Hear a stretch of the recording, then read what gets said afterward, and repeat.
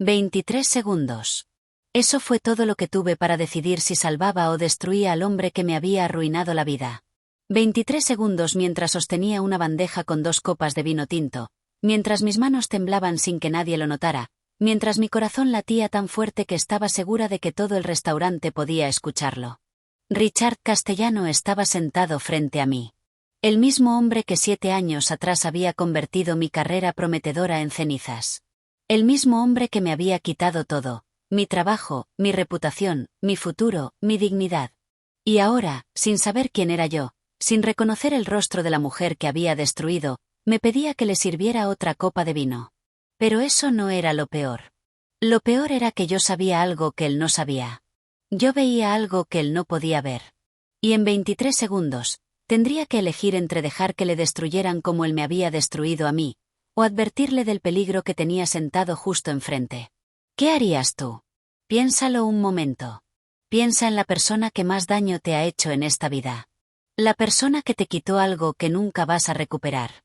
Ahora imagina que esa persona está a punto de caer en una trampa horrible, y tú eres la única que puede salvarla. ¿La salvas? ¿O te quedas en silencio y dejas que el universo haga justicia? Hola. Espero que estés bien. Espero que estés cómodo o cómoda donde sea que estés escuchando esto. Porque esta historia que te voy a contar hoy no es fácil. No es bonita. No termina donde tú crees que va a terminar. Pero te prometo algo. Si te quedas hasta el final, vas a entender por qué hice lo que hice. Y quizás, solo quizás, vas a descubrir algo importante sobre ti mismo. Mi nombre es Diana Mercer. Y esta es la historia de cómo pasé de ser una analista financiera forense con un futuro brillante, a ser una mesera invisible que servía vino a millonarios.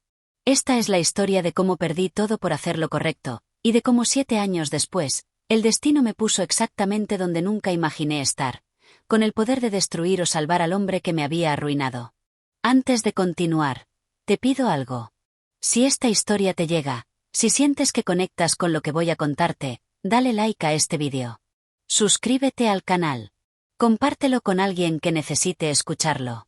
Porque hay historias que merecen ser contadas, y esta es una de ellas. Pero déjame empezar desde el principio. Déjame llevarte a cuando todo era diferente. Cuando yo era diferente. Tenía 26 años. 26 años llenos de ambición, de certezas, de esa arrogancia inocente que solo tienen los jóvenes que nunca han sido golpeados por la vida. Trabajaba en Morrison & Drake, una de las firmas de consultoría financiera más prestigiosas del país. Mi especialidad era el análisis forense financiero.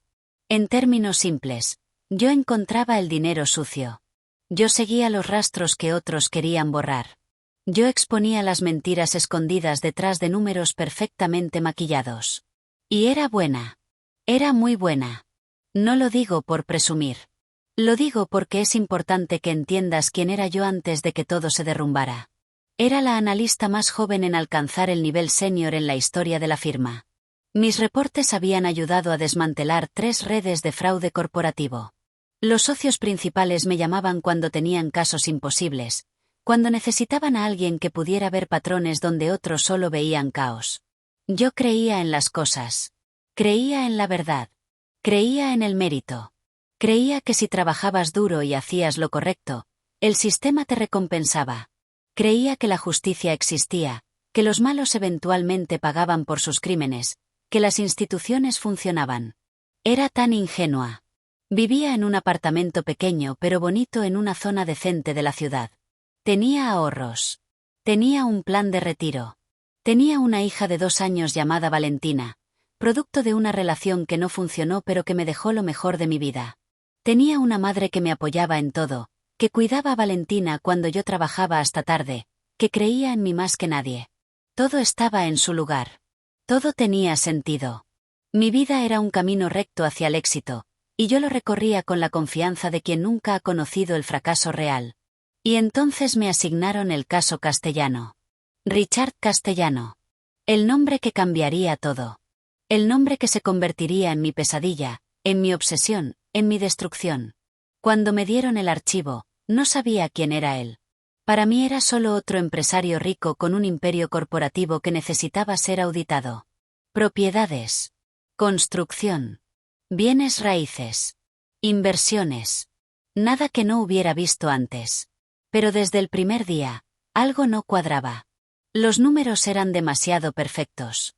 Los flujos de efectivo tenían patrones que yo reconocía.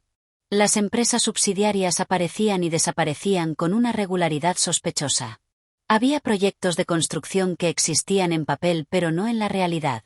Había transacciones inmobiliarias que no tenían sentido económico. Recuerdo la primera noche que me quedé hasta las 3 de la mañana revisando documentos. Recuerdo la sensación en mi estómago cuando empecé a conectar los puntos. Recuerdo el momento exacto en que entendí lo que estaba viendo. Lavado de dinero. No pequeño. No amateur. Estamos hablando de cientos de millones de dólares fluyendo a través de un sistema diseñado con precisión quirúrgica. Empresas fantasma en paraísos fiscales. Proyectos de construcción inflados. Compras y ventas de propiedades a precios manipulados. Todo conectado. Todo oculto. Todo perfectamente orquestado. Y yo lo había encontrado. Esa noche, mientras miraba la pantalla de mi computadora con los ojos rojos por el cansancio, sentí algo que nunca había sentido antes. Una mezcla de terror y emoción. De miedo y orgullo. Había descubierto algo enorme. Algo que podía cambiar todo. Lo que no sabía era que ese descubrimiento no iba a cambiar el mundo. Iba a destruir el mío. Porque hay una cosa que nadie te dice cuando eres joven e idealista. La verdad no siempre te hace libre. A veces, la verdad te convierte en el enemigo de personas muy poderosas. A veces, la verdad te pone una diana en la espalda. A veces, la verdad te cuesta todo lo que tienes. Pero eso lo aprendería después. En ese momento, sentada frente a mi computadora a las 3 de la mañana, yo solo sentía una cosa, la certeza absoluta de que estaba haciendo lo correcto. Si tan solo hubiera sabido lo equivocada que estaba. Las semanas que siguieron a ese descubrimiento fueron las más intensas de mi vida profesional. Trabajaba 14, 15, 16 horas diarias. Llegaba a la oficina antes que nadie y me iba después de que el personal de limpieza terminaba su turno.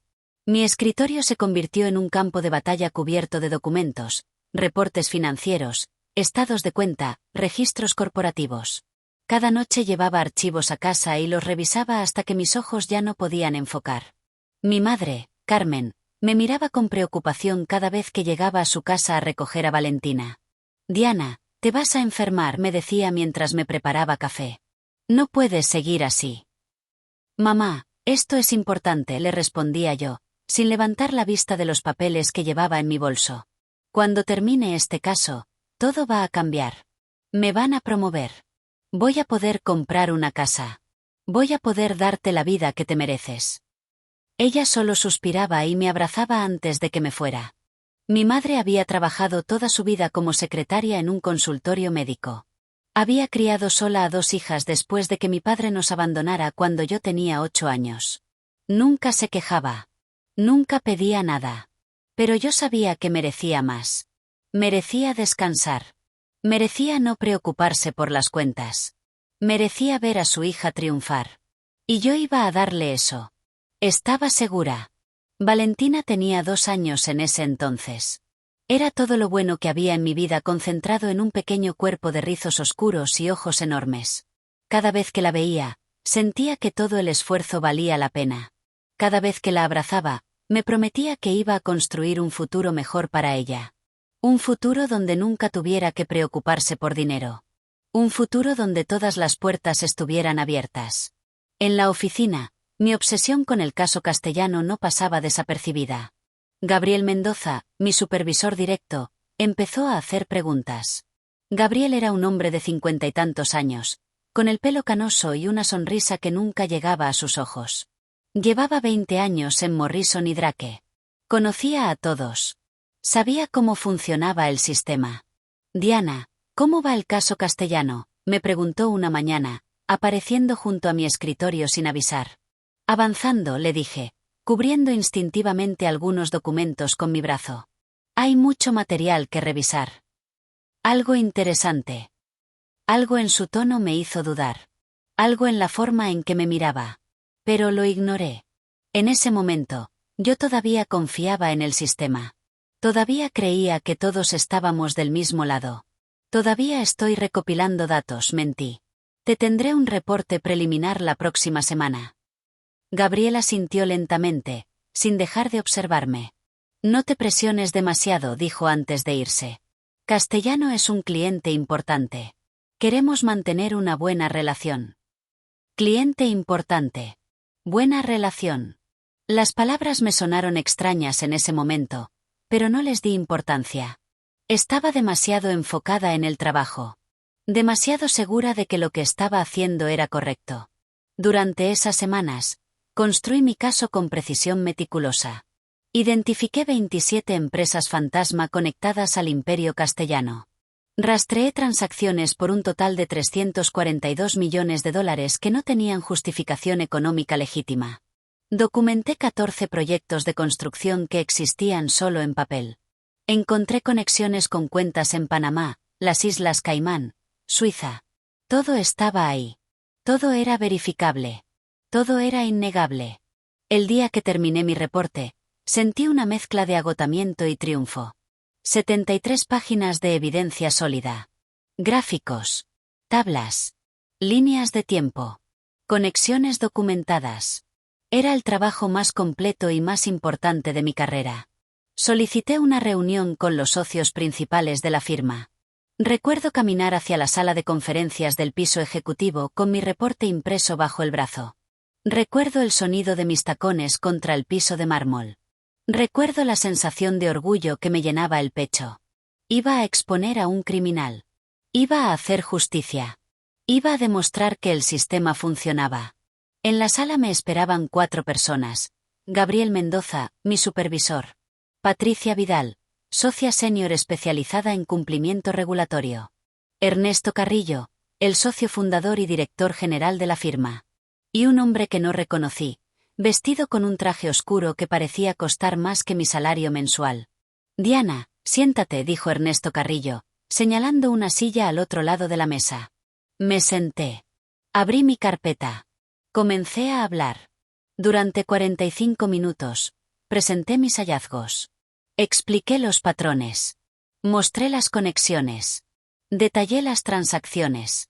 Les di todo lo que había encontrado, organizado, verificado, irrefutable. Cuando terminé, hubo un silencio largo. Patricia Vidal fue la primera en hablar. Diana, tu trabajo es impresionante, dijo, sin ninguna emoción en su voz. Verdaderamente impresionante. Gracias, respondí, esperando el pero que sabía que venía. Pero tenemos un problema. El hombre del traje oscuro se inclinó hacia adelante. Hasta ese momento no había dicho una sola palabra. Señorita Mercer, dijo con una voz suave que me dio escalofríos. ¿Usted sabe quién es Richard Castellano? Un empresario con un imperio de bienes raíces y construcción, respondí. Y aparentemente, también un criminal que lava cientos de millones de dólares. El hombre sonrió. No fue una sonrisa amable. Richard Castellano es uno de los hombres más conectados del país, dijo lentamente, como si me explicara algo a un niño. Tiene amigos en el Congreso. Tiene amigos en el Poder Judicial. Tiene amigos en agencias federales que usted ni siquiera sabe que existen. ¿Entiende lo que le estoy diciendo? Entiendo que es un criminal que debería estar en prisión. Otro silencio. Ernesto Carrillo suspiró y se frotó los ojos. Diana, eres una de nuestras mejores analistas, dijo. Tienes un futuro brillante en esta firma. Pero necesito que entiendas algo muy importante. Este reporte no puede salir de esta sala. No entendí. O no quise entender. ¿Qué quiere decir? Quiero decir que vas a reescribir tu reporte. Vas a eliminar todo lo relacionado con las empresas fantasma. Vas a eliminar las conexiones con cuentas offshore. Vas a producir un informe limpio que diga que las finanzas de Castellano están en orden. El aire se fue de mis pulmones. Me están pidiendo que falsifique evidencia. Te estamos pidiendo que seas inteligente, intervino Patricia Vidal. Que protejas tu carrera. Que protejas a tu familia. Tienes una hija, ¿verdad? Valentina. El hecho de que supiera el nombre de mi hija me heló la sangre. Esto no es una sugerencia, continuó el hombre del traje oscuro. Es la forma en que funcionan las cosas. Hay personas que están por encima de la ley. Castellano es una de ellas. Y las personas inteligentes lo aceptan y siguen adelante. Me quedé sentada ahí, mirándolos a todos. A Gabriel, que evitaba mi mirada. A Patricia, que me observaba con frialdad. A Ernesto, que parecía genuinamente incómodo pero no dispuesto a hacer nada. Al hombre del traje, que me miraba como si yo fuera un insecto que él podía aplastar cuando quisiera. Y entendí algo que cambió todo. El sistema en el que yo creía no existía. La justicia en la que yo confiaba era una fantasía. Las instituciones que yo respetaba estaban podridas desde adentro. Todo era mentira. Todo había sido siempre mentira. Pero eso no cambiaba quién era yo. No, dije. La palabra salió de mi boca antes de que pudiera pensarla. Antes de que pudiera medir las consecuencias. Antes de que pudiera considerar lo que estaba arriesgando. No voy a falsificar mi reporte. El hombre del traje oscuro se recostó en su silla. Entonces supongo que esta reunión terminó. Ernesto Carrillo me miró con algo que parecía tristeza. Diana, estás despedida. Efectivo inmediatamente.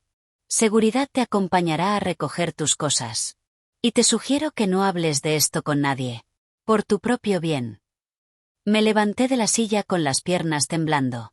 Van a escuchar de mí, dije, aunque mi voz ya no sonaba segura. Voy a llevar esto a las autoridades. Voy a exponer todo. El hombre del traje se rió. Una risa corta, sin humor. Señorita Mercer, usted no entiende. Las autoridades ya saben. A las autoridades no les importa. Y para cuando salga de este edificio, usted será una exempleada despedida por conducta inapropiada, con un historial laboral manchado y ninguna credibilidad. Nadie va a escucharla. Nadie va a creerle. Y si insiste en hacer ruido, las consecuencias van a ser mucho peores que perder un trabajo. 2 guardias de seguridad aparecieron en la puerta. Caminé hacia mi escritorio como si estuviera en un sueño. O en una pesadilla. Recogí mis cosas en una caja de cartón. La foto de Valentina. Un pequeño cactus que había comprado cuando empecé a trabajar ahí. Algunos libros. Nada más. 5 años de trabajo. 5 años de dedicación. 5 años de creer que estaba construyendo algo importante. Todo cabía en una caja de cartón. Cuando salí del edificio, el sol de la tarde me golpeó en la cara. Gente caminaba por la calle como si nada hubiera pasado. El mundo seguía girando como si mi vida no acabara de destruirse. Me senté en una banca del parque frente al edificio y llamé a mi madre. Mamá, dije, y mi voz se quebró. Necesito que cuides a Valentina un poco más hoy. Algo pasó. ¿Qué pasó? Diana, ¿estás bien? No, admití. No estoy bien. Pero voy a estarlo. Voy a encontrar la forma de arreglar esto. En ese momento, todavía creía que podía. Todavía creía que había un camino. Todavía creía que la verdad eventualmente triunfaría. No tenía idea de lo que venía. No tenía idea de lo profundo que iba a caer. Los días siguientes fueron un torbellino de llamadas, correos electrónicos y reuniones que no llevaron a ningún lado. Contacté a la Comisión de Valores. Presenté una denuncia formal con toda la documentación que había logrado guardar antes de que me sacaran del edificio. Llevé copias de los archivos más importantes a la oficina del fiscal federal. Hablé con 3 periodistas de investigación que inicialmente parecieron interesados en la historia. Nada funcionó. La Comisión de Valores me informó que mis denuncias serían revisadas en debido tiempo. Nunca recibí una llamada de seguimiento. El fiscal federal me mantuvo esperando 4 horas en una sala vacía antes de que un asistente saliera a decirme que no había suficiente evidencia para abrir una investigación. Los periodistas dejaron de responder mis llamadas después de la segunda semana. Mientras tanto, Morrison y Drake había cumplido su amenaza. Mi despido oficial decía terminación por violación de protocolos de confidencialidad y conducta profesional inapropiada. Ninguna mención de mis hallazgos. Ninguna mención de Castellano. Solo un documento que me pintaba como una empleada problemática que había sido despedida con causa. Cuando empecé a buscar trabajo, descubrí la profundidad de mi destrucción. Envié currículums a 22 firmas de consultoría financiera. Recibí 21 rechazos y un silencio absoluto. Apliqué a puestos de análisis en bancos, compañías de inversión, departamentos de auditoría corporativa. Siempre la misma respuesta: hemos decidido seguir adelante con otros candidatos. Al principio no entendía. Mi experiencia era sólida. Mis credenciales eran impecables. Mi historial antes de Morrison y Drake era intachable. Entonces una antigua colega me llamó. Diana, no debería decirte esto, susurró Fernanda López, una analista junior con la que había trabajado en 2 proyectos. Pero tu nombre está en una lista. ¿Qué lista? Una lista negra informal. Circula entre las firmas grandes y los departamentos de recursos humanos. Dice que eres una empleada conflictiva, que violaste acuerdos de confidencialidad, que no se puede confiar en ti. No sé de dónde salió, pero está en todas partes. Eso es ilegal. Probablemente. Pero ¿cómo lo vas a probar? Nadie lo va a admitir. Nadie lo va a poner por escrito. Simplemente no te van a contratar y nunca te van a decir la verdadera razón. Colgué el teléfono y me quedé sentada en el sofá de mi apartamento por horas. Tenía ahorros para 3 meses de gastos. 4 si recortaba todo lo no esencial. Valentina necesitaba guardería, comida, ropa, atención médica. El alquiler vencía el 1 de cada mes sin importar si yo tenía trabajo o no. Y nadie me iba a contratar. Pasaron las semanas. El primer mes de desempleo se convirtió en 2. 2 se convirtieron en 3. Vendí mi auto. Cancelé todas las suscripciones. Dejé de comer fuera. Dejé de comprar café. Empecé a revisar cada centavo que gastaba, a hacer cálculos mentales constantes sobre cuánto tiempo me quedaba antes de quedarme sin nada. Valentina, que ya tenía casi 3 años, empezó a notar los cambios. Mami, ¿por qué no vamos al Parque Grande?, me preguntó un día. El Parque Grande era un área de juegos al otro lado de la ciudad donde la llevaba cuando las cosas iban bien. Había que tomar el metro y comprar un helado en el camino. Pequeños lujos que ahora estaban fuera de mi alcance. El parque cerca de la casa también es bonito, le dije, tratando de sonar alegre. Y está más cerca. Ella me miró con esos ojos enormes que parecían ver a través de mis mentiras. ¿Estás triste, mami? No, mi amor. Solo estoy cansada.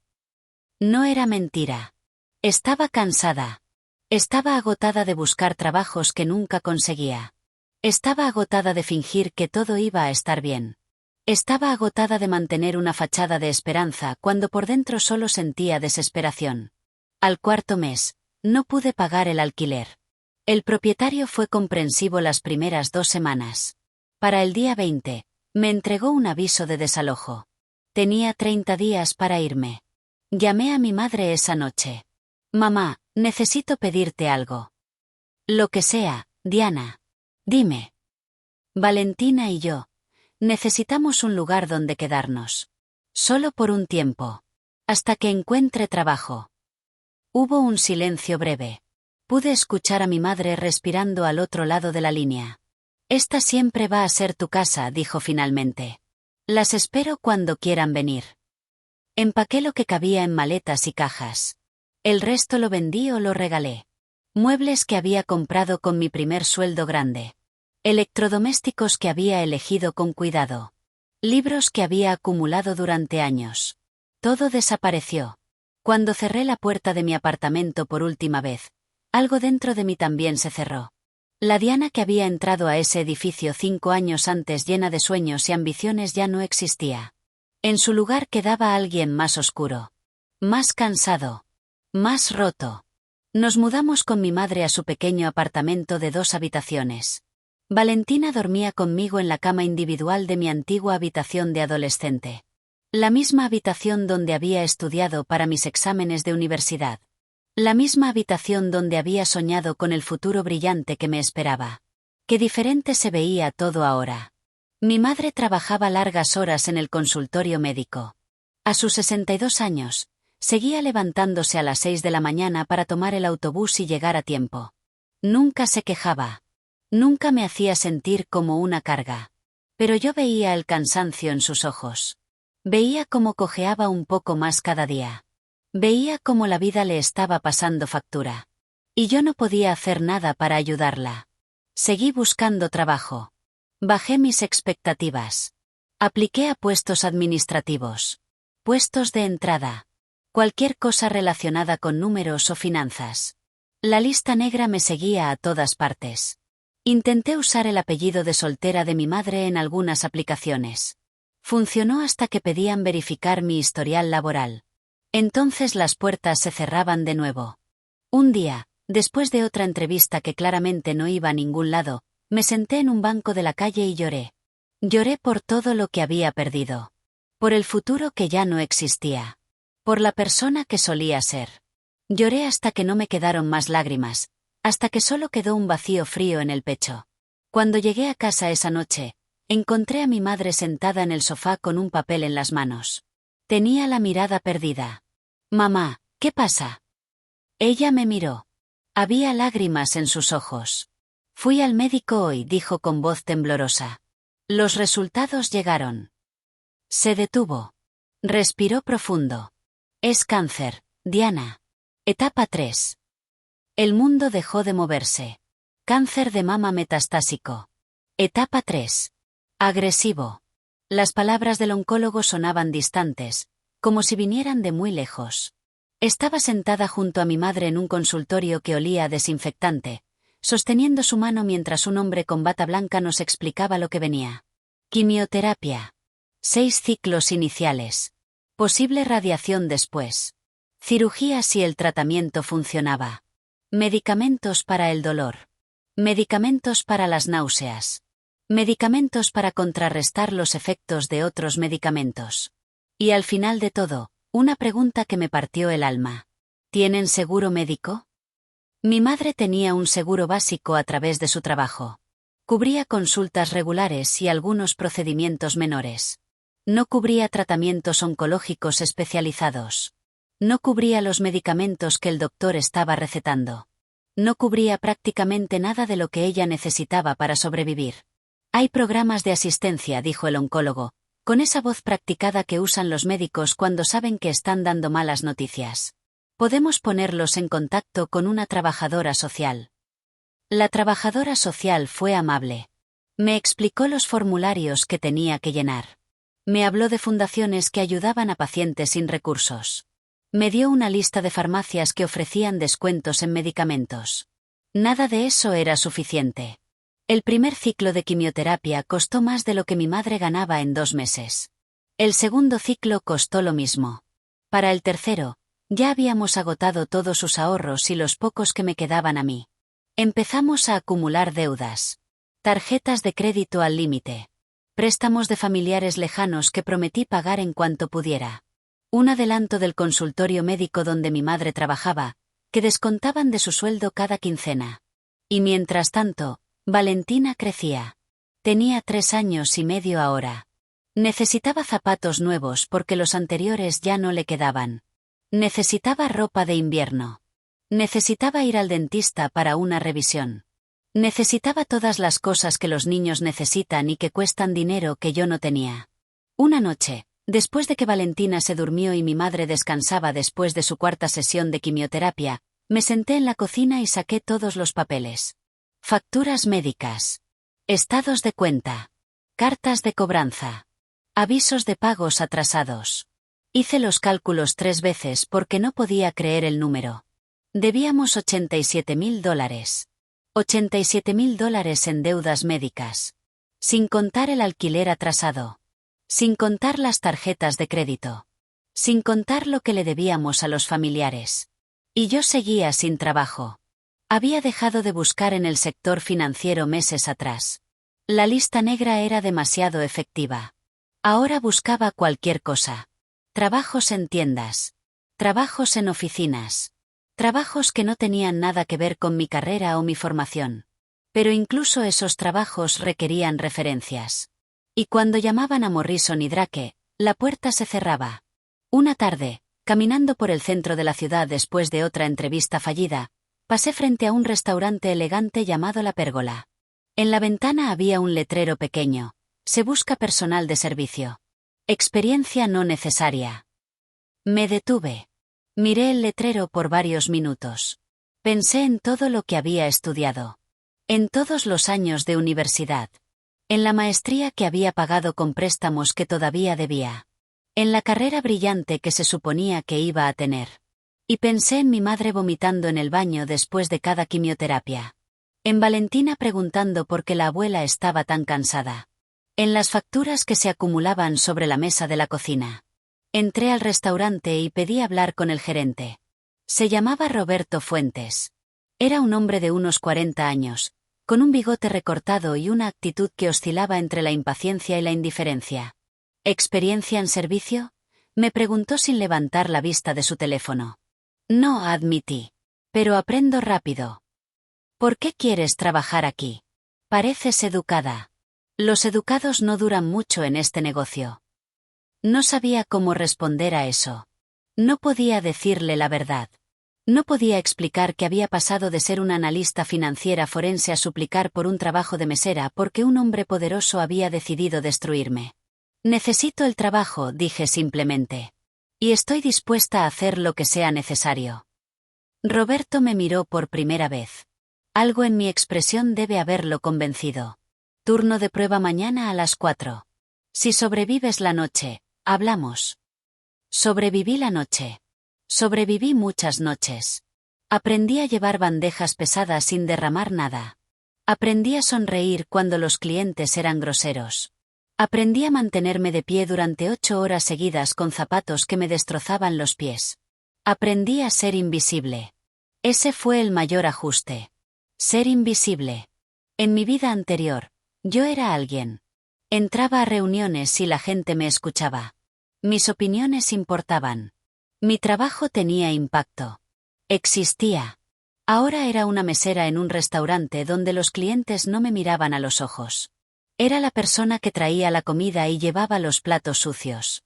Era un fantasma que se movía entre las mesas, tan invisible como el aire acondicionado o la música de fondo. Y lo más difícil era que algunos de esos clientes eran personas que yo conocía. La primera vez que vi a alguien de mi vida anterior, casi me desmayo. Era Patricia Vidal, la socia senior de Morrison y Drake. La mujer que me había despedido. Entró al restaurante con un grupo de ejecutivos, riendo de algo que uno de ellos había dicho, vestida con un traje que probablemente costaba más que mi sueldo de 3 meses. Me escondí en la cocina hasta que otra mesera tomó su mesa. Pero no siempre podía esconderme. Una noche me tocó atender a un grupo de analistas financieros de otra firma que conocía. Pasé toda la cena con el corazón acelerado, esperando que alguno me reconociera. Ninguno lo hizo. Ni siquiera me miraron. Para ellos, yo era simplemente la persona que les servía el vino.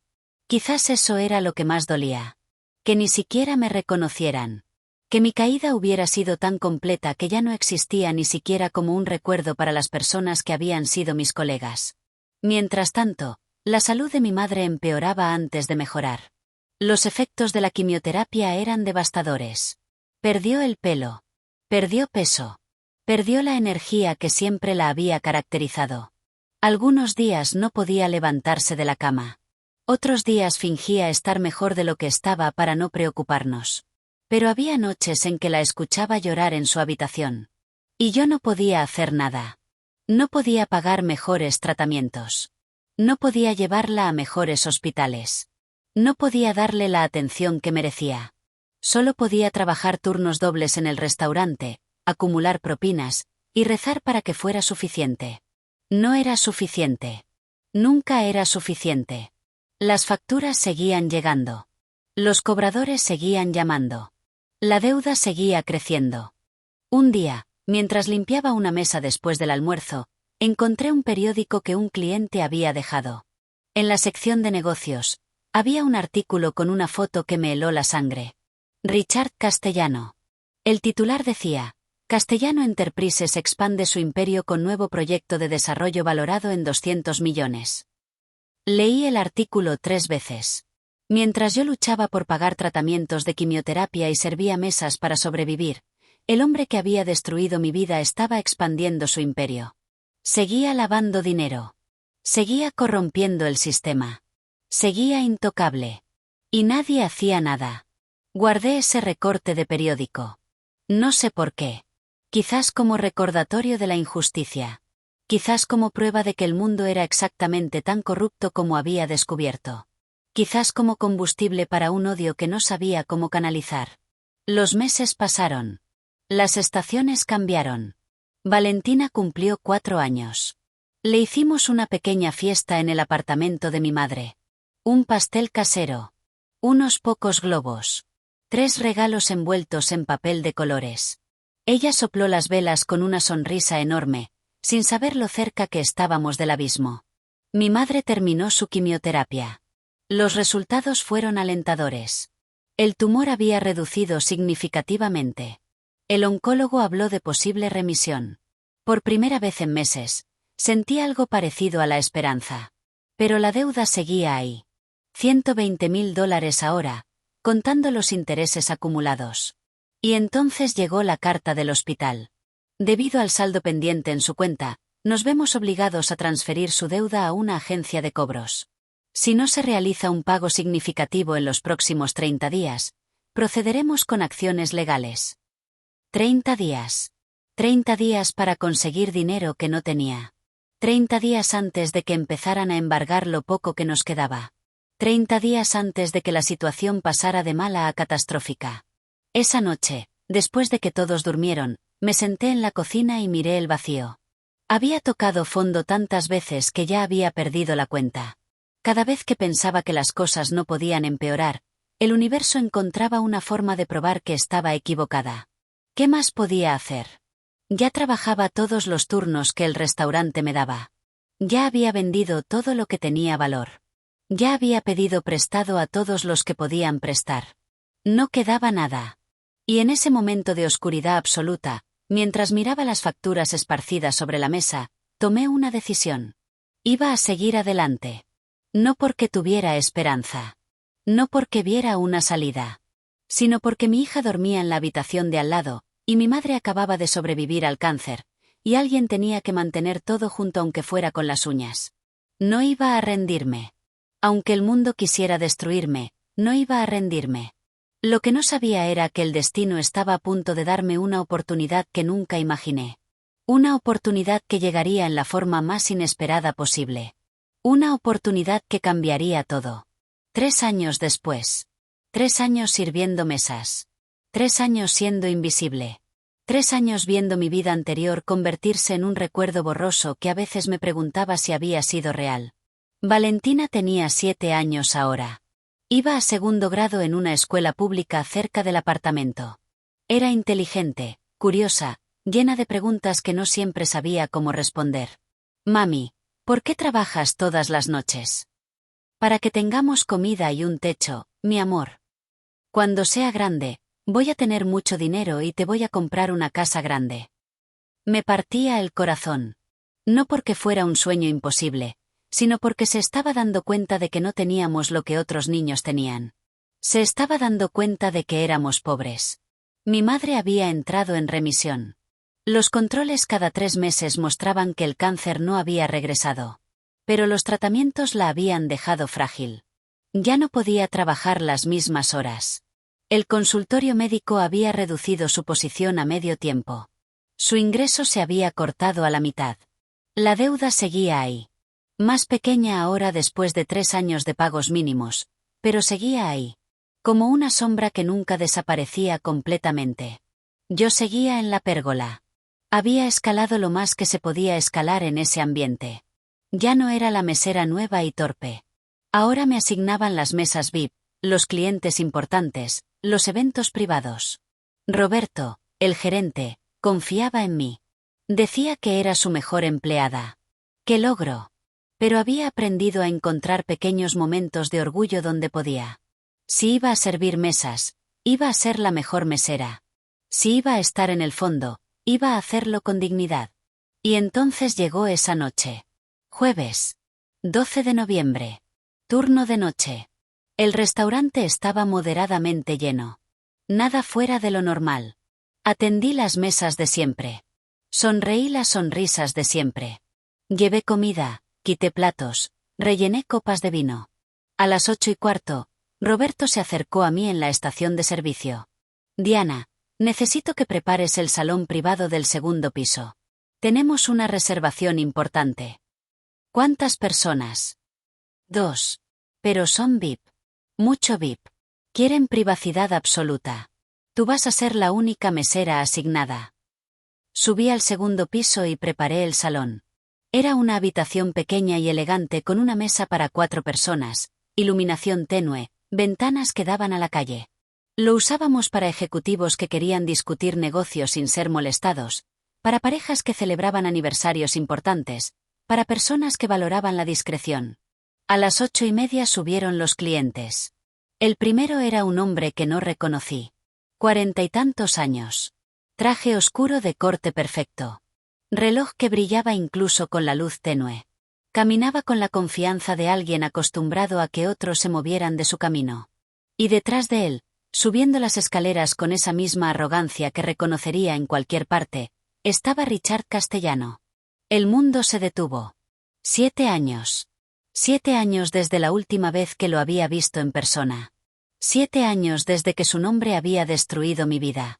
7 años imaginando este momento, soñando con confrontarlo, planeando todo lo que le diría si alguna vez volvía a encontrármelo. Y ahora estaba ahí. A 3 metros de distancia. Y yo sostenía una bandeja con copas de agua.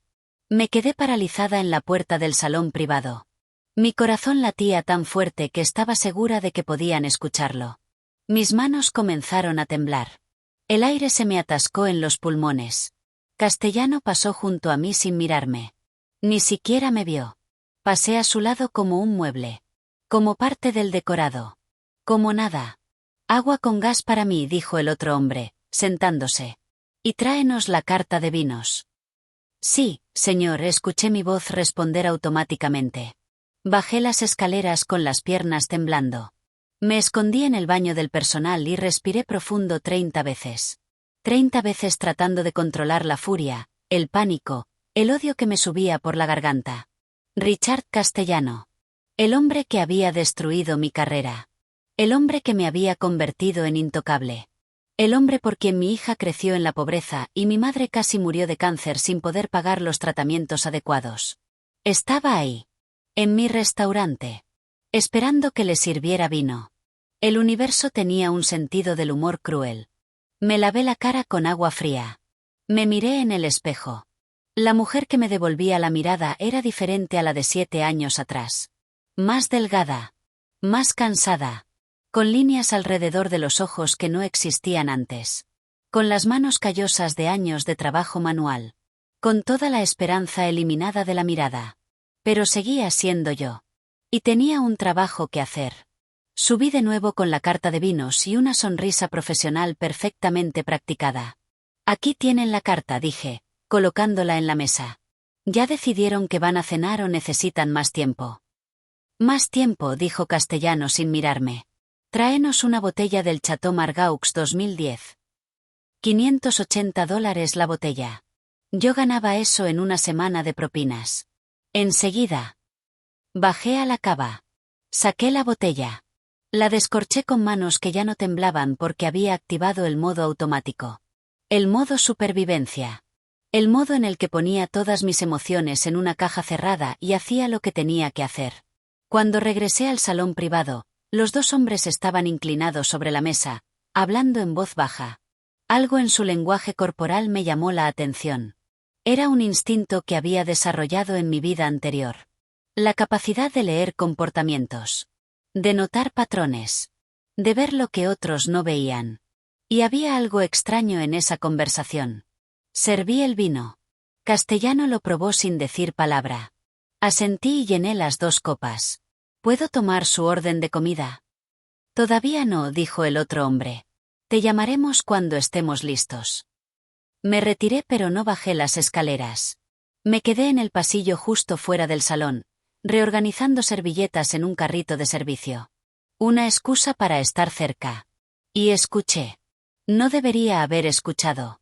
No era mi trabajo. No era mi problema. Pero algo en mi cerebro se había activado. Algo que había estado dormido durante 7 años. El analista financiero dentro de mí. El proyecto está completamente estructurado, decía el hombre desconocido. 200 millones de inversión inicial. Retorno proyectado del 300% en 18 meses. Suena demasiado bueno para ser verdad, respondió Castellano. Por eso es una oportunidad exclusiva. Solo para inversores selectos. Seguían hablando. Mencionaban cuentas offshore. Mencionaban empresas subsidiarias en jurisdicciones con secreto bancario. Mencionaban esquemas de transferencias que me sonaban extremadamente familiares. Demasiado familiares. Porque eran exactamente el tipo de esquemas que Castellano había usado durante años para lavar dinero.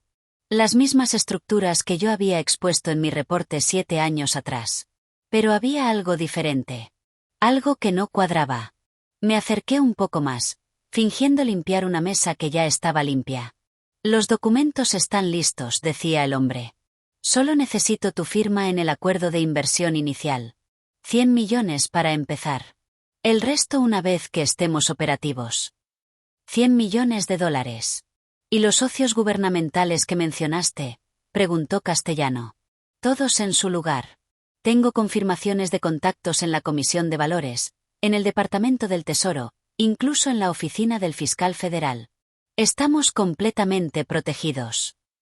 Algo en mi cerebro hizo clic. Comisión de Valores. Tesoro. Fiscal federal.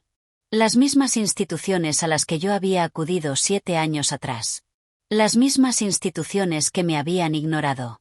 Y de repente, algo no encajaba.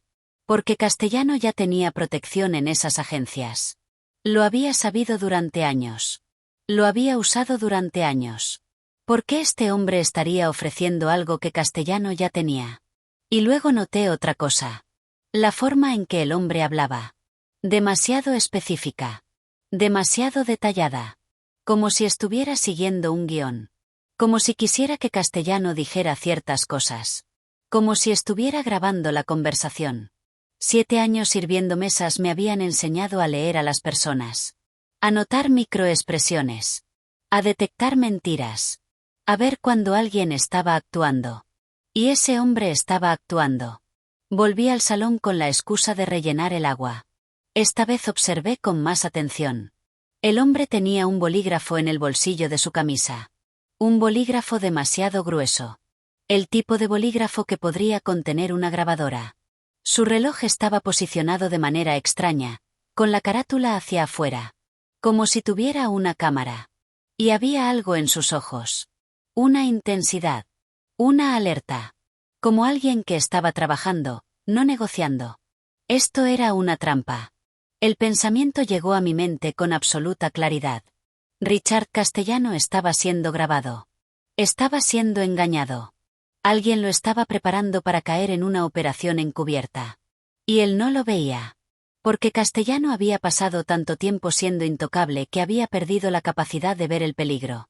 Porque se creía tan protegido que había bajado la guardia. Porque su arrogancia lo había cegado. Me retiré del salón con las manos temblando de nuevo. Pero esta vez no era miedo. Era algo diferente. Era la adrenalina de ver un patrón. De resolver un rompecabezas. De saber algo que nadie más sabía. Bajé a la cocina y me apoyé contra la pared. Richard Castellano estaba a punto de caer en una trampa que probablemente lo destruiría. Probablemente lo llevaría a prisión. Probablemente le quitaría todo lo que tenía. Exactamente como él me había quitado todo a mí. Y yo era la única persona en el mundo que podía advertirle. La única persona que lo había estudiado tanto que podía reconocer cuando alguien estaba usando sus propias tácticas en su contra. La única persona que tenía el conocimiento técnico para ver lo que estaba pasando. La única persona que podía salvarlo. ¿Qué debía hacer? Dejarlo caer. Dejarlo firmar esos documentos. Dejarlo enterrar su propia tumba. Sería justicia, ¿no? Sería el universo finalmente equilibrando las cuentas. Pero había un problema.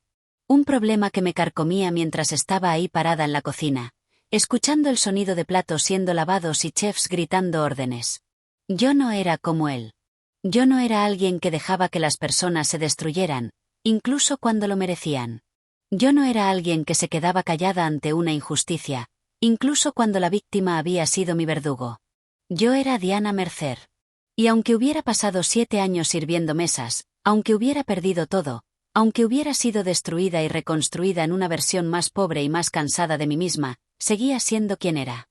Alguien que no podía ver una trampa y quedarse callada.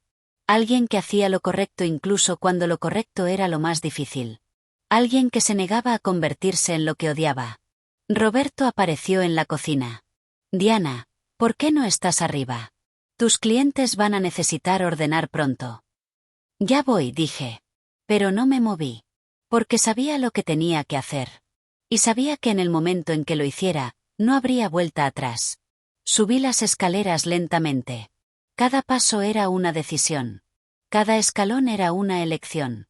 Cuando llegué al pasillo del segundo piso, escuché al hombre decir, «Entonces, ¿estamos de acuerdo? ¿Firmas el acuerdo esta noche?» «Déjame revisar los documentos una vez más», respondió Castellano. «Por supuesto. Toma todo el tiempo que necesites». Había una pausa. Este era el momento. En los próximos minutos, Castellano revisaría los documentos, firmaría, y sellaría su destino. A menos que alguien interviniera. A menos que yo interviniera. Respiré profundo.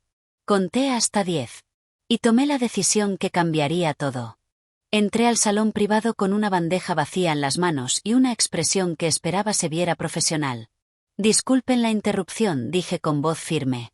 «Pero hay un problema con su cuenta de la cava de vinos». Los dos hombres me miraron. «¿Qué tipo de problema?», preguntó Castellano, irritado. «Es un asunto técnico con el sistema de pagos. Necesito hablar con el titular de la reservación en privado. Solo será un momento». El otro hombre me miró con suspicacia. Pero Castellano ya estaba levantándose. «Un minuto», le dijo a su acompañante. Salió al pasillo. Cerré la puerta del salón detrás de nosotros. Y ahí estábamos. Richard Castellano y yo. El hombre que había destruido mi vida, y la mujer invisible que él nunca se había molestado en conocer. Me miró con impaciencia. «¿Qué es tan urgente?»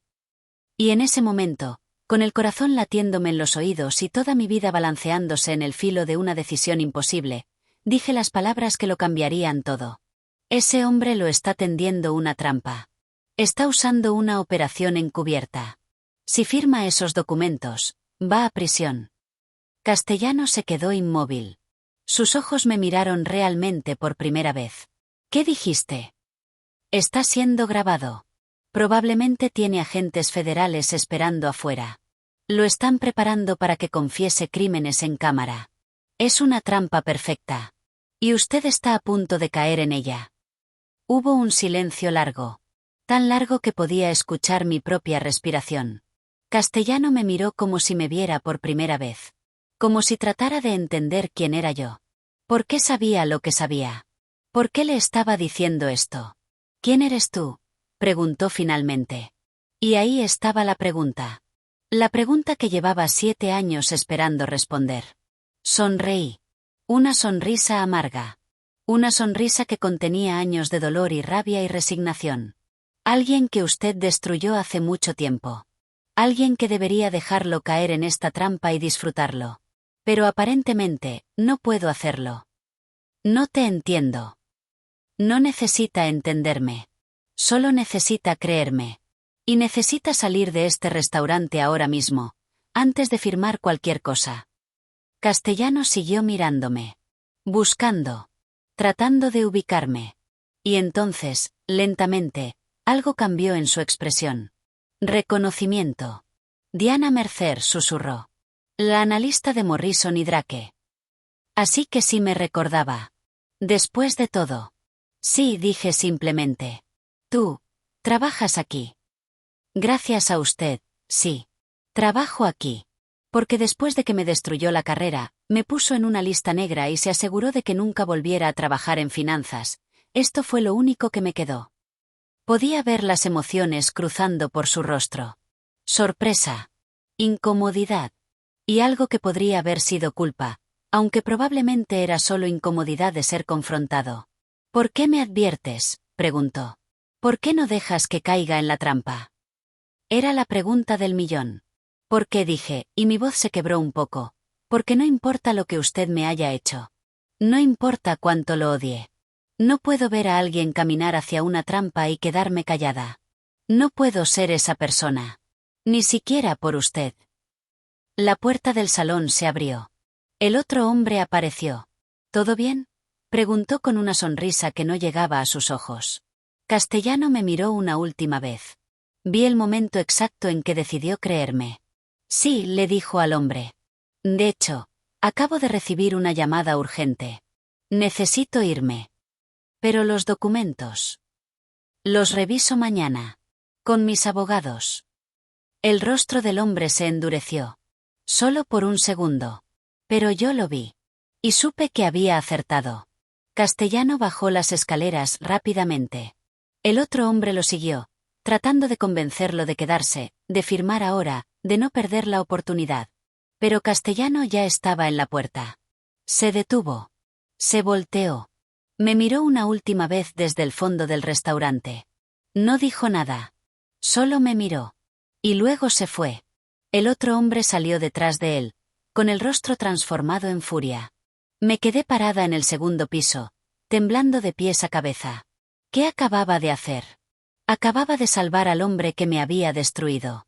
Acababa de desperdiciar mi única oportunidad de ver justicia. Acababa de dejar ir la venganza que el universo me había servido en bandeja de plata.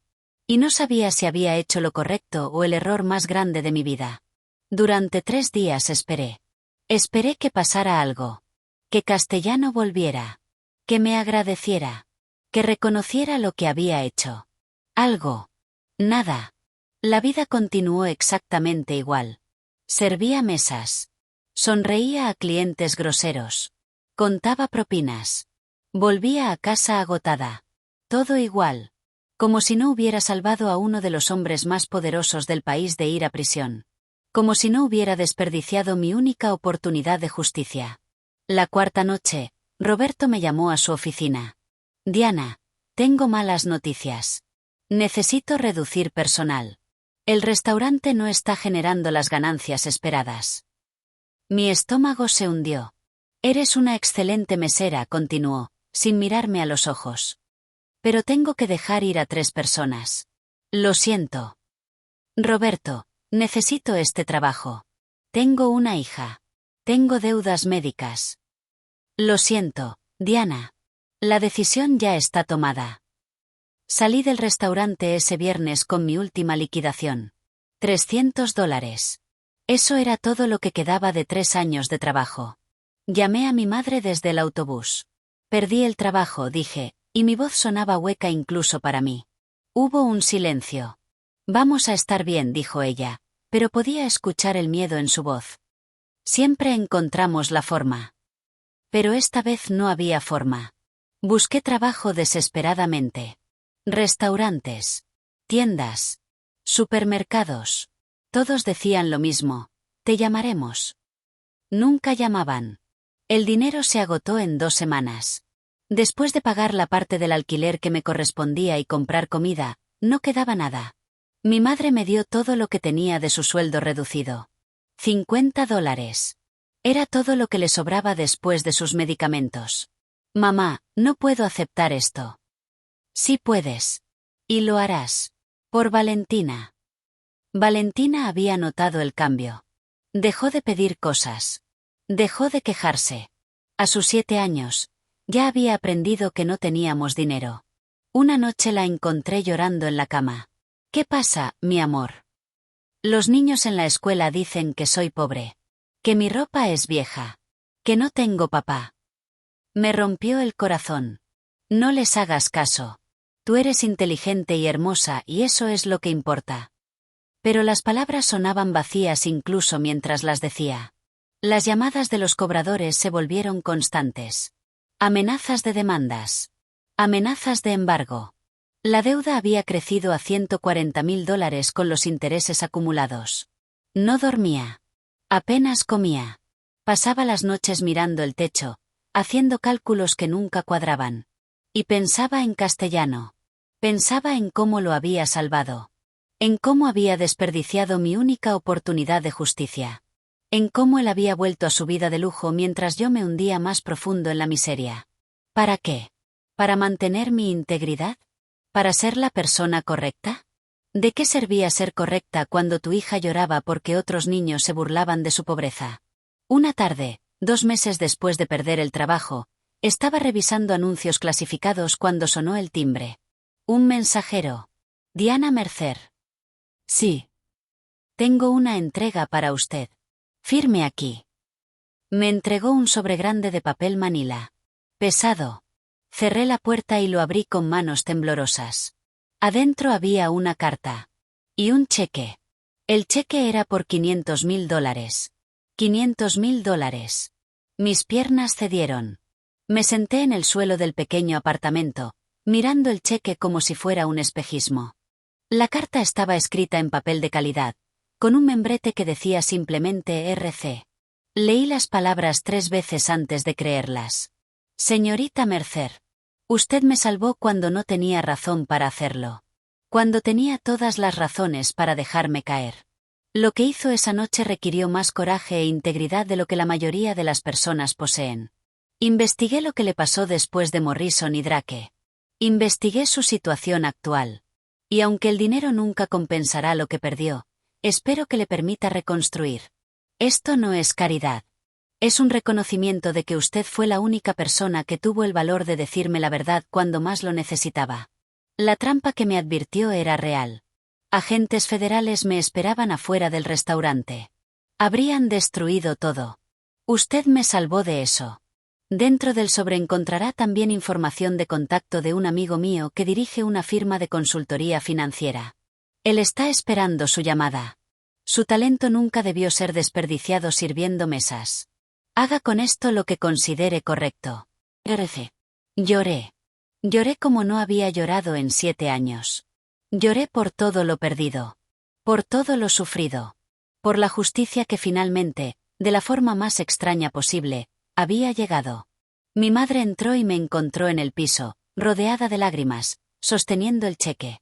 Diana, ¿qué pasó? Le mostré el cheque. Le mostré la carta. Ella también lloró. ¿Esto es real?, preguntó. Creo que sí. ¿Qué vas a hacer? Miré el cheque. Miré la carta. Miré a mi madre, frágil y cansada después de años de lucha. Y supe exactamente qué iba a hacer. Iba a pagar cada centavo de deuda. Iba a conseguir un apartamento decente para nosotras. Iba a darle a Valentina la vida que merecía. Iba a llamar a ese contacto. Iba a reconstruir mi carrera. Iba a volver a ser Diana Mercer. No la Diana de antes. Esa persona ya no existía. Pero una nueva versión. Más fuerte. Más sabia. Más humana. Alguien que sabía lo que era tocar fondo. Alguien que nunca olvidaría de dónde vino. Alguien que había aprendido que hacer lo correcto, incluso cuando duele, eventualmente importa. El cheque estuvo sobre la mesa de la cocina durante 2 días. No lo cobré. No lo toqué. Solo lo miraba. $500.000 del hombre que había destruido mi vida. ¿Por qué no lo has depositado?, preguntó mi madre la tercera mañana. No sé si debería aceptarlo.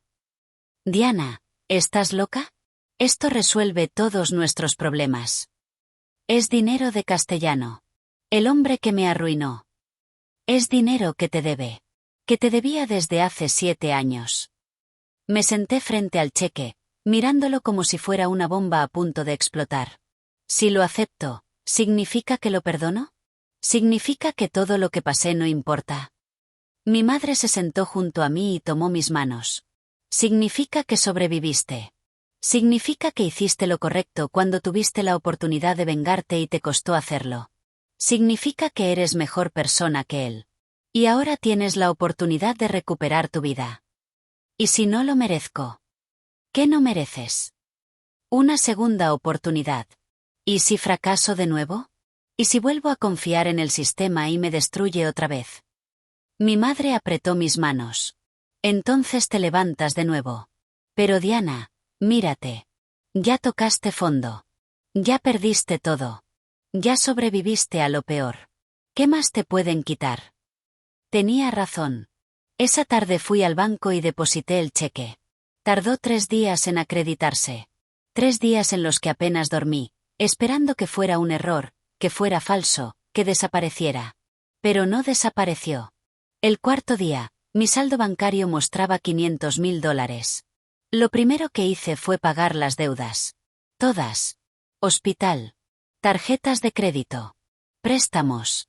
Llamé a cada cobrador, a cada acreedor, y pagué todo hasta el último centavo. $142.000 desaparecieron en una semana.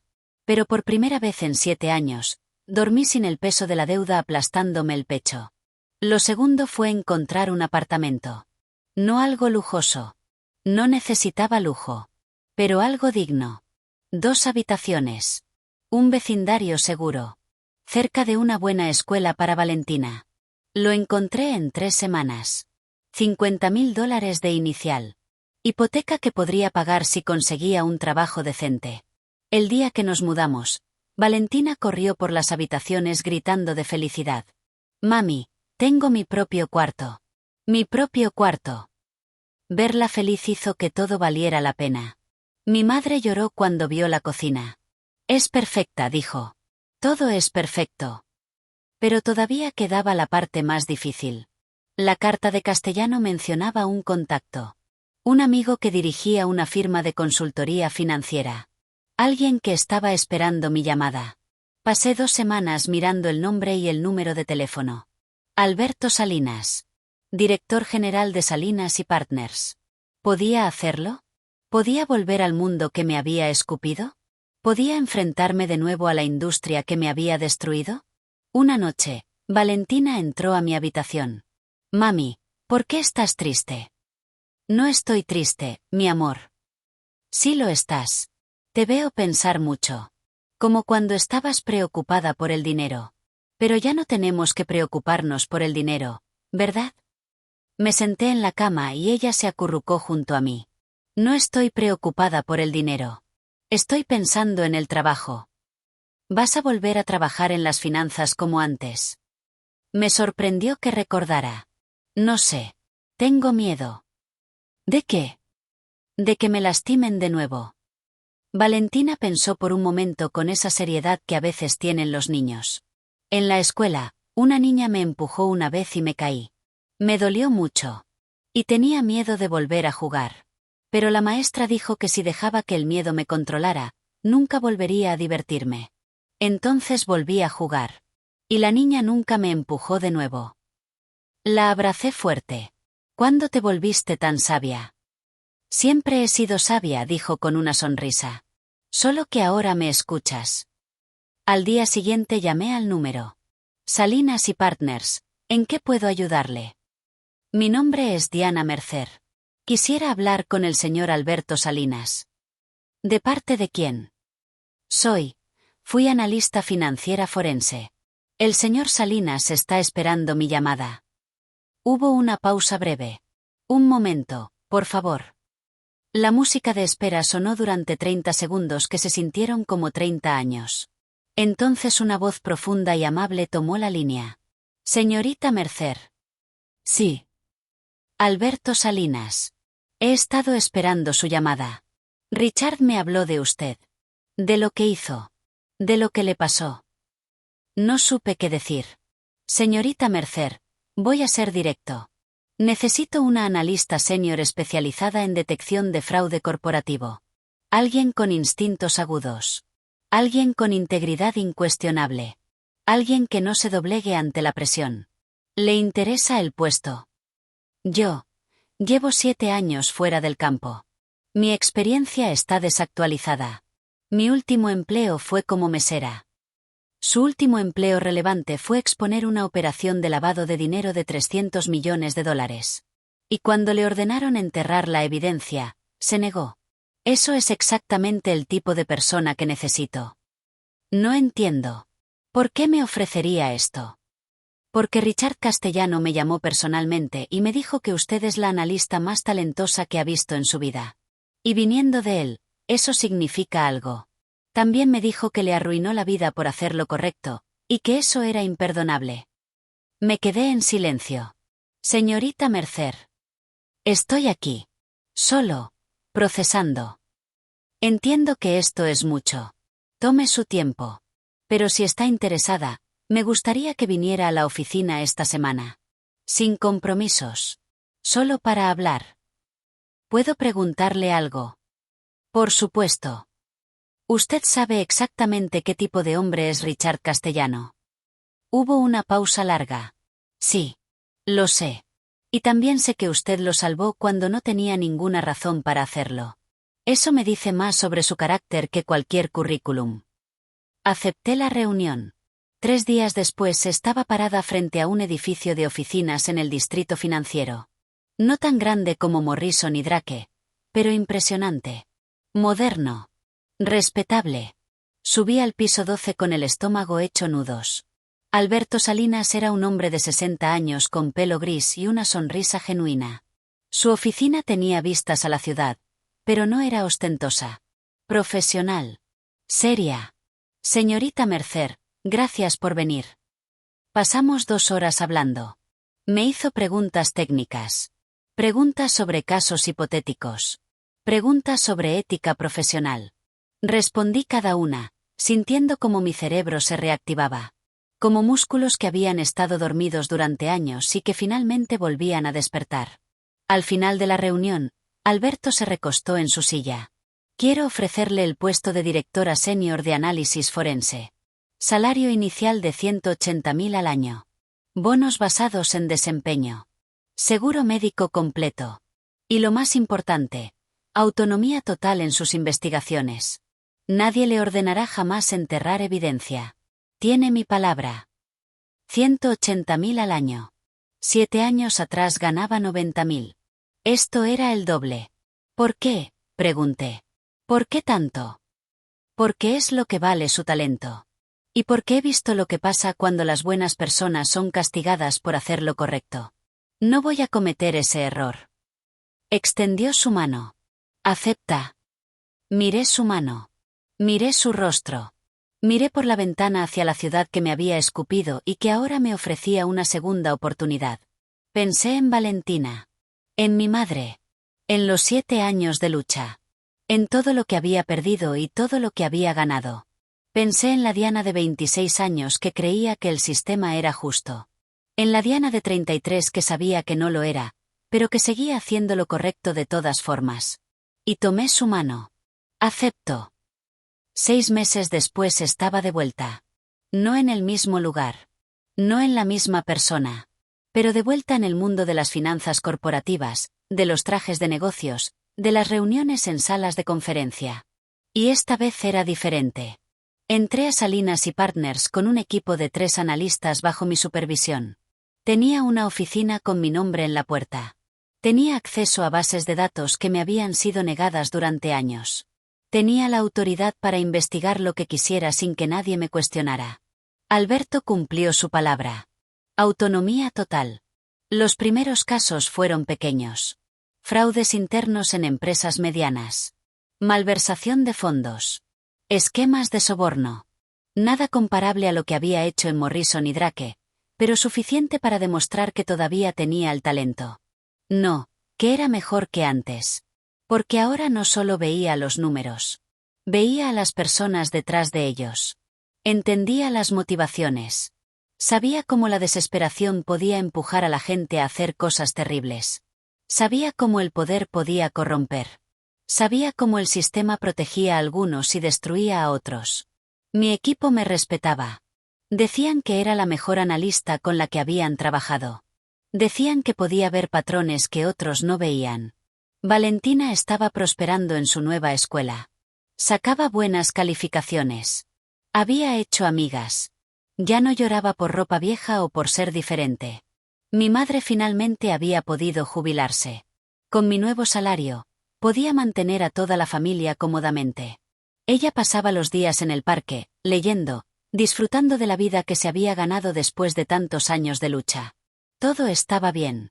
Y entonces llegó el caso que lo cambiaría todo. Alberto me llamó a su oficina un martes por la mañana. Diana, tengo algo grande. Muy grande. Y necesito a mi mejor persona en esto. Me senté frente a su escritorio. Un cliente nos contrató para hacer una auditoría completa de una adquisición corporativa. Una compañía está comprando a otra por $800 millones. Necesitan verificar que todo esté limpio antes de cerrar el trato. ¿Qué compañía? Alberto deslizó una carpeta a través del escritorio. Morrison y Drake. El aire se fue de mis pulmones. Ellos son el objetivo de la adquisición. Una firma de capital privado los está comprando. Y quieren una auditoría forense completa antes de finalizar. Acceso total a todos sus archivos. Todas sus cuentas. Todos sus casos de los últimos 10 años. Me quedé mirando la carpeta sin poder tocarla. Alberto, yo no puedo. Entiendo que hay historia. Sé lo que te hicieron. Por eso te estoy dando la opción de rechazar este caso. Puedo asignárselo a otro analista senior. Miré la carpeta. El logo de Morrison y Drake impreso en la portada. La firma que me había destruido. La firma que me había puesto en una lista negra. La firma que había protegido a Castellano y había sacrificado mi carrera. Y ahora yo tendría acceso a todos sus secretos. No, dije lentamente. Yo lo haré. Alberto asintió. Sabía que dirías eso. Pero Diana, necesito que seas completamente profesional. Nada de venganzas personales. Nada de ajustes de cuentas. Solo los hechos. ¿Puedes prometerme eso? Te lo prometo. No era mentira.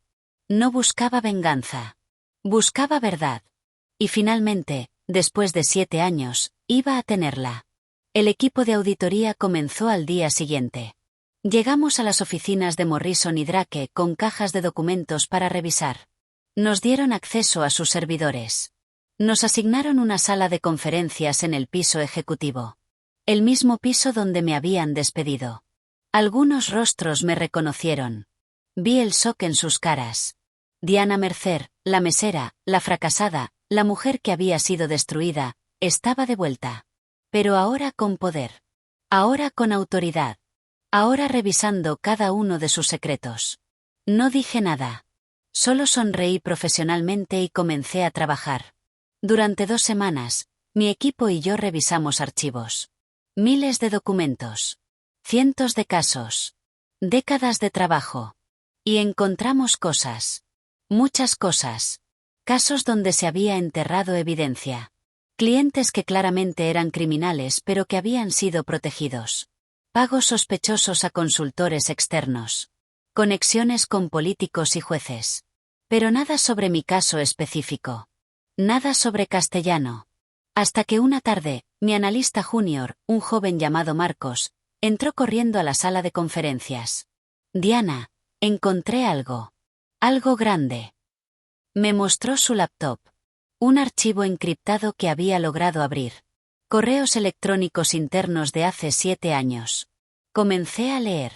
El primer email era de Ernesto Carrillo, el director general de Morrison y Drake, a Patricia Vidal, la socia senior. Asunto.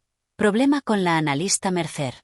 Patricia, la analista Diana Mercer se niega a modificar su reporte sobre Castellano. Dice que tiene evidencia irrefutable de lavado de dinero. Necesitamos manejar esto antes de que se convierta en un problema mayor. Sugerencias. La respuesta de Patricia. Ya hablé con nuestro contacto. Ellos se encargarán. Mercer será despedida y neutralizada. No será un problema. ¿Nuestro contacto? ¿Quién? Seguí leyendo. Otro email. Este de una cuenta externa. Sin nombre, solo una dirección genérica. La lista negra está activa. Mercer no conseguirá trabajo en ninguna firma importante. Hemos contactado a todos los directores de recursos humanos relevantes. El mensaje es claro, no es confiable, violó confidencialidad, es un riesgo. Y luego, el email que lo cambió todo. Era de Ernesto Carrillo a alguien identificado solo como Dr. Dr. Gracias por manejar la situación, Mercer. El pago acordado de 200.000 ha sido transferido a tu cuenta usual. Castellano está satisfecho con el resultado. Espera poder contar con tu cooperación en futuros asuntos. Dr. Busqué en todos los archivos. Crucé referencias. Revisé pagos. Y encontré un nombre. David Ramos. Subsecretario del Departamento del Tesoro. Un funcionario del gobierno. Alguien que se suponía que debía hacer cumplir las leyes contra el lavado de dinero. Alguien que había sido pagado para proteger a Castellano. Alguien que había sido pagado para destruirme. Pero había más. Seguí el rastro de David Ramos. Sus conexiones. Sus pagos. Y descubrí una red. No solo él. Había 4 funcionarios más. 2 en la Comisión de Valores. 1 en la oficina del fiscal federal. 1 en el FBI. Todos recibiendo pagos de Morrison y Drake. Todos protegiendo a clientes criminales como Castellano. Todos asegurándose de que personas como yo fueran silenciadas cuando descubrían la verdad. El sistema no estaba roto. El sistema era el crimen. Me quedé sentada en esa sala de conferencias, mirando años de evidencia de corrupción sistemática, y sentí una mezcla de furia y vindicación. No había estado loca. No había estado paranoica. Todo lo que había sospechado era verdad. Y ahora tenía la prueba. Marcos, dije con voz temblorosa, copia todo esto. Triple respaldo. Y llama a Alberto. Ahora. Alberto llegó en 20 minutos. Le mostré todo. Los emails. Los pagos. Las conexiones. La red completa de corrupción que había protegido a criminales durante décadas. Él se quedó en silencio durante mucho tiempo. Diana, ¿entiendes lo que esto significa? Sí. Si hacemos pública esta información, vamos a destruir carreras. Vamos a exponer funcionarios del gobierno. Vamos a crear un escándalo masivo. Lo sé. También vamos a convertirnos en objetivos. Las personas involucradas en esto son poderosas. Van a contraatacar. Lo sé. Alberto me miró. ¿Quieres hacer esto? ¿Realmente quieres abrir esta caja de Pandora? Pensé en la Diana de 26 años que había reportado evidencia de lavado de dinero creyendo que el sistema la protegería. Pensé en los 7 años de lucha. Pensé en mi madre casi muriendo porque no podíamos pagar tratamientos. Pensé en Valentina llorando porque otros niños se burlaban de su pobreza. Pensé en todas las otras personas que habían sido destruidas por este sistema corrupto. Todas las otras voces que habían sido silenciadas. Sí, dije. Quiero hacerlo. Necesito hacerlo. Entonces lo haremos. Pero lo haremos bien. Contactaremos al inspector general. Al Departamento de Justicia. A periodistas de investigación confiables. Vamos a exponer esto de manera que no puedan enterrarlo. Durante las siguientes 2 semanas, trabajamos en secreto. Compilamos toda la evidencia. La organizamos. La verificamos 3 veces. Preparamos un reporte de 200 páginas que documentaba 7 años de corrupción sistemática. Y entonces contactamos a las autoridades correctas. No a las agencias comprometidas. A los watchdogs internos. A los investigadores que no estaban en la nómina de Morrison y Drake. La primera reunión fue con la inspectora general del Departamento del Tesoro. Le mostramos todo. Ella revisó la evidencia durante 3 horas sin decir una palabra. Finalmente levantó la vista. Esto es la investigación más grande que hemos visto en una década. ¿Está preparada para testificar? Sí. ¿Entiende que habrá represalias? ¿Que intentarán destruir su credibilidad? Sonreí amargamente. Ya lo intentaron una vez. Sobreviví. Puedo hacerlo de nuevo. Lo que siguió fue un torbellino. Agentes federales allanaron las oficinas de Morrison y Drake. Arrestaron a Ernesto Carrillo y Patricia Vidal. Arrestaron a David Ramos y a los otros 4 funcionarios corruptos. Los medios explotaron. Red masiva de corrupción expuesta por analista financiera. Funcionarios del gobierno acusados de proteger lavado de dinero. La mujer que el sistema trató de destruir regresa para exponerlo. Mi nombre estaba en todos lados. Mi historia estaba en todos lados. Y entonces, una semana después de que comenzaran los arrestos, recibí una llamada. Diana Mercer. Sí. Habla Richard Castellano. Necesito verla. Es urgente. Acepté reunirme en un café neutral. Público. Seguro. Cuando llegué, Castellano ya estaba ahí. Se veía diferente. Más viejo. Más cansado. Menos arrogante. Me senté frente a él. Gracias por venir, dijo. ¿Qué quiere? Quiero explicar. Quiero que sepa la verdad. La verdad es que usted es un criminal que lava dinero y compra funcionarios del gobierno. Sí. Todo eso es cierto. Pero hay algo más que necesita saber. Se inclinó hacia adelante.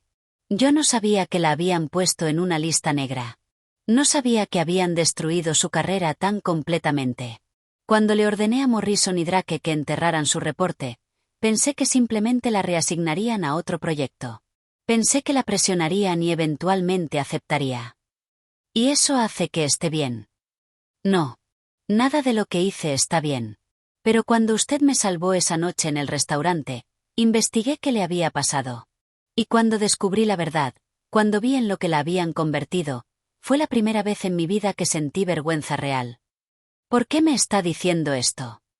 Porque la evidencia que usted expuso también me incluye a mí. Los fiscales van a venir por mí. Probablemente voy a ir a prisión. Y antes de que eso pase, necesitaba que supiera que lo siento. Que reconozco lo que le hice. Y que lo que usted hizo, exponiendo todo este sistema corrupto, es lo más valiente que he visto. Nos quedamos en silencio. Mi abogado dice que si coopero, si testifico contra los funcionarios del gobierno, puedo negociar una sentencia reducida. Pero eso significaría admitir públicamente todos mis crímenes. Significaría perder todo. Mi empresa. Mi reputación. Mi libertad. ¿Y qué quiere de mí? Nada. Solo quería que supiera que voy a hacerlo. Voy a cooperar. Voy a testificar. Porque usted me mostró que hay cosas más importantes que protegerse a uno mismo. Se levantó para irse. Una cosa más, dijo. La noche que me salvó, me preguntó por qué no lo dejaba caer. Y usted dijo que no podía ver a alguien caminar hacia una trampa y quedarse callada. Que no podía ser esa persona. Lo recuerdo. Esa noche cambió mi vida.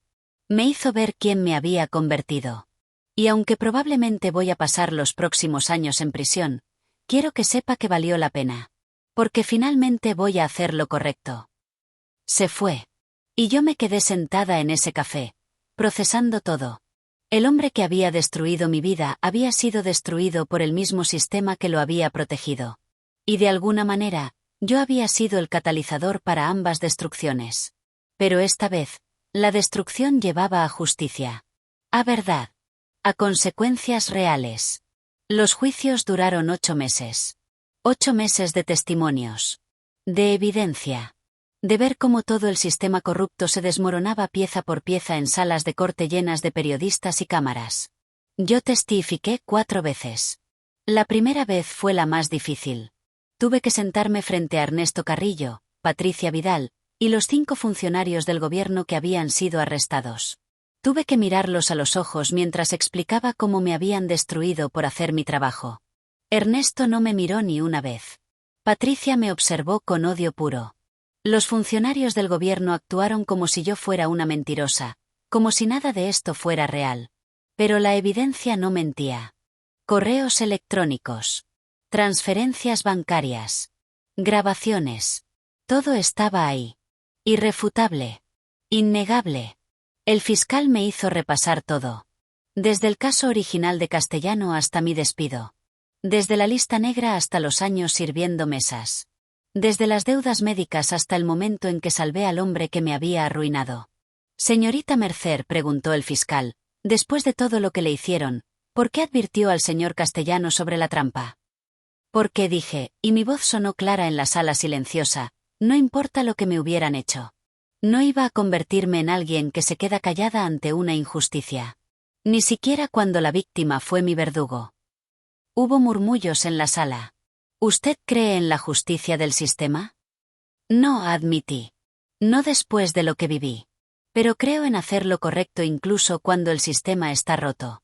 Especialmente cuando está roto. El abogado defensor de Patricia Vidal intentó desacreditarme.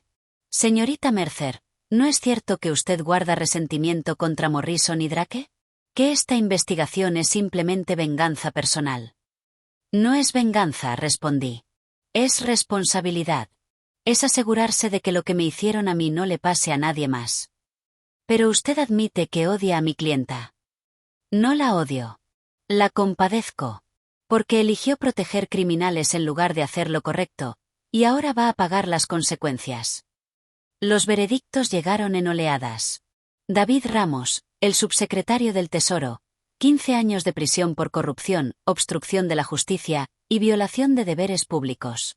Los otros 4 funcionarios, entre 10 y 12 años cada uno. Patricia Vidal, 20 años por conspiración, corrupción, obstrucción de la justicia. Ernesto Carrillo, 25 años.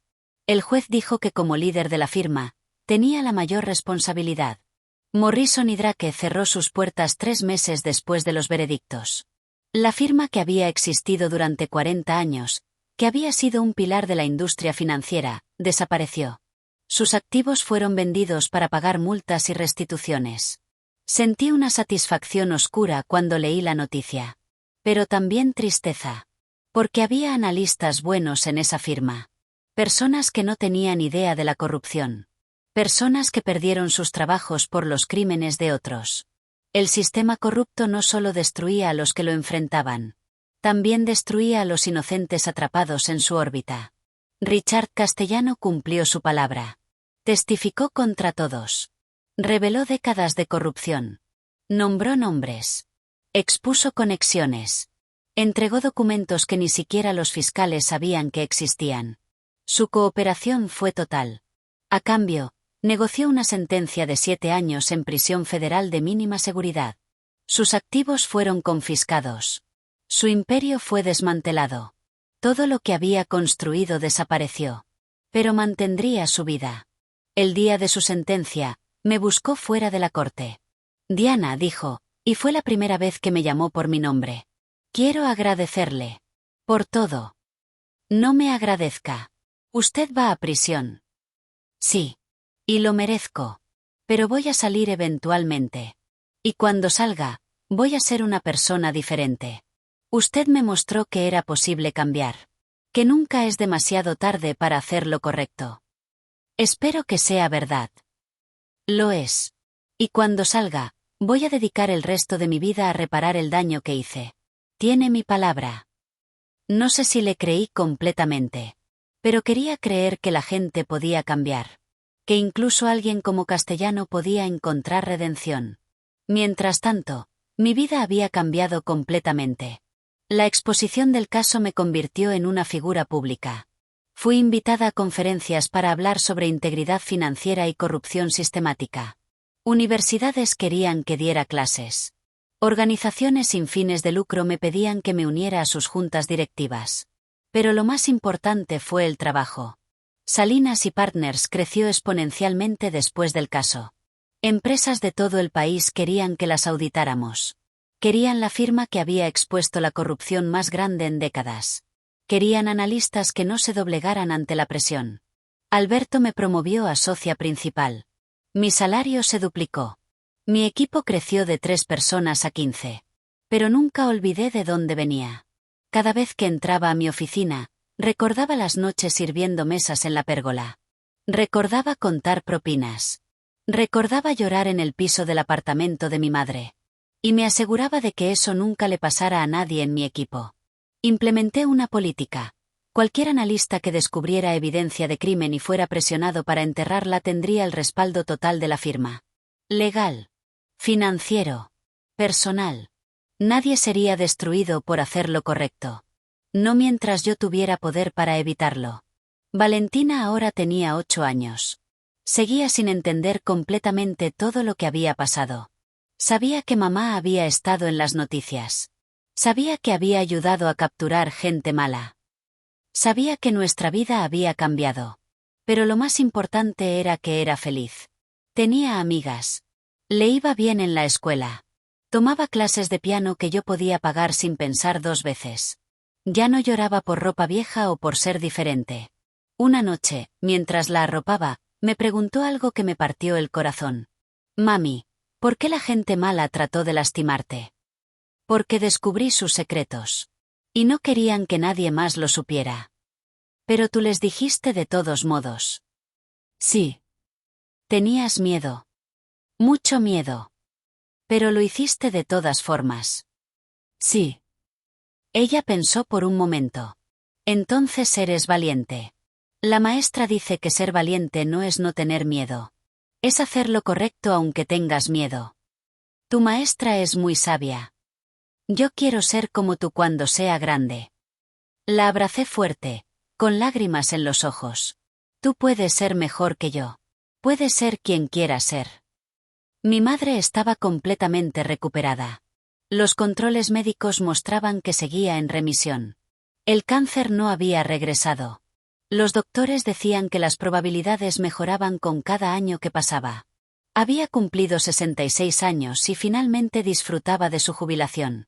Pasaba tiempo con Valentina. Leía. Viajaba. Hacía todas las cosas que nunca había podido hacer cuando trabajaba 2 trabajos para mantenernos.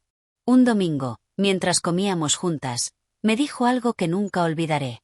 Estoy orgullosa de ti, Diana. Siempre he estado orgullosa. Pero no por el dinero o el éxito o estar en las noticias. Entonces, ¿por qué? ¿Por quién eres? ¿Por cómo te levantaste cada vez que te derribaron? ¿Por cómo nunca dejaste que te convirtieran en algo que no eras? ¿Por cómo le mostraste a Valentina que se puede ser fuerte y buena al mismo tiempo? Aprendí de ti, mamá. Entonces ambas hicimos bien nuestro trabajo. Un año después del juicio, recibí una invitación inesperada. El Congreso estaba considerando una nueva ley de protección para denunciantes de fraude financiero. Querían que testificara sobre la necesidad de reformas sistemáticas. Acepté. Me senté frente a un comité de senadores y representantes y les conté mi historia. No solo mi historia, sino la historia de todos los que habían sido destruidos por hacer lo correcto. El problema no es que falte evidencia de crímenes financieros, dije. El problema es que el sistema castiga a quienes exponen esa evidencia. Hasta que eso cambie, la corrupción continuará. Les presenté propuestas específicas. Protecciones legales. Fondos de respaldo financiero. Prohibiciones de listas negras. Consecuencias reales para firmas que retaliaran contra denunciantes. No todas fueron aprobadas. La política es complicada. Los intereses poderosos siguen siendo poderosos. Pero algunas pasaron. Y eso era mejor que nada. Cada pequeña victoria importaba. Cada reforma significaba que la siguiente persona no sufriría tanto como yo había sufrido. 2 años después del caso, tomé una decisión. Abrí mi propia firma de consultoría. No porque Salinas y Partners fuera malo. Alberto había sido increíble. Me había dado la oportunidad que nadie más me dio. Pero quería construir algo mío. Algo que reflejara exactamente los valores que había aprendido en el camino. La llamé Mercer Analytics. La misión era simple: exponer fraude financiero sin importar quién estuviera involucrado. Proteger a los analistas que descubrieran verdades incómodas. Ser la firma que yo necesitaba cuando tenía 26 años y nadie me respaldó. Comenzamos pequeños. Yo y 3 analistas en una oficina modesta. Pero crecimos. Caso por caso. Cliente por cliente. Reputación ganada a través de trabajo excelente y principios inquebrantables. 5 años después del juicio, Mercer Analytics era una de las firmas de análisis forense más respetadas del país. No la más grande. No la más rica. Pero sí la que tenía la reputación más sólida de integridad. Y eso valía más que cualquier cantidad de dinero. Valentina tiene 13 años ahora. Es inteligente, fuerte, amable. Quiere ser abogada. Dice que quiere defender a personas que no pueden defenderse solas. No sé si cambió de idea sobre eso cuando sea mayor. Pero el hecho de que piense así me dice que hice algo bien. Mi madre tiene 71 años. Sigue saludable. Sigue siendo mi roca. Mi recordatorio de dónde vengo y por qué sigo adelante. Y yo tengo 38 años. A veces pienso en la Diana de 26 que entró a esa reunión con su reporte sobre castellano, llena de confianza en que el sistema la protegería. Esa Diana ya no existe. Pero en su lugar hay alguien mejor. Alguien más fuerte. Alguien que entiende que la justicia no es algo que el sistema da. Es algo que las personas luchan por crear, un caso a la vez, una decisión correcta a la vez. ¿Me arrepiento de haber reportado ese fraude hace 12 años? No. ¿Me arrepiento de haber salvado a Castellano? No. Porque esos momentos me definieron. Me mostraron quién era realmente. Me enseñaron que podía sobrevivir a lo peor y salir del otro lado sin perder mi alma. Y esas lecciones no tienen precio. Así que si estás escuchando esto y estás enfrentando tu propia batalla contra la injusticia, quiero que sepas algo. Va a doler. Va a ser más difícil de lo que imaginas. Habrá momentos en que quieras rendirte, en que te preguntes si vale la pena. Pero si vale la pena. No porque siempre ganes. No porque el sistema siempre funcione. Sino porque al final del día, tienes que poder mirarte en el espejo y saber quién eres. Y si eres alguien que hace lo correcto incluso cuando es difícil, incluso cuando duele, incluso cuando te cuesta todo, entonces ya ganaste donde importa. Si esta historia te tocó, si sientes que conectaste con algo de lo que compartí hoy, te pido que le des like a este vídeo. Suscríbete al canal porque hay muchas más historias como esta que necesitan ser contadas. Compártelo con alguien que esté pasando por una situación difícil. Con alguien que necesite recordar que es posible levantarse después de caer. Con alguien que necesite saber que hacer lo correcto eventualmente importa. Déjame un comentario contando tu propia historia.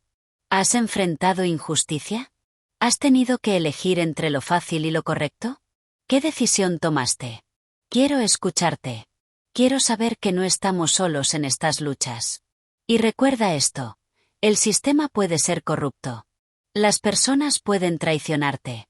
La justicia puede tardar años en llegar. Pero mientras sigas siendo quien eres, mientras te niegues a convertirte en lo que odias, mientras sigas haciendo lo correcto incluso cuando nadie te está mirando, no pueden destruirte realmente. Porque lo que define quién eres no es lo que te pasa. Es lo que haces cuando todo se derrumba y tienes que decidir quién vas a ser al otro lado.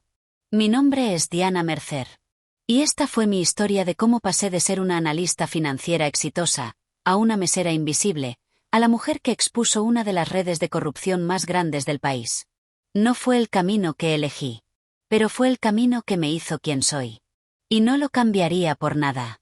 Gracias por escuchar. Gracias por estar aquí.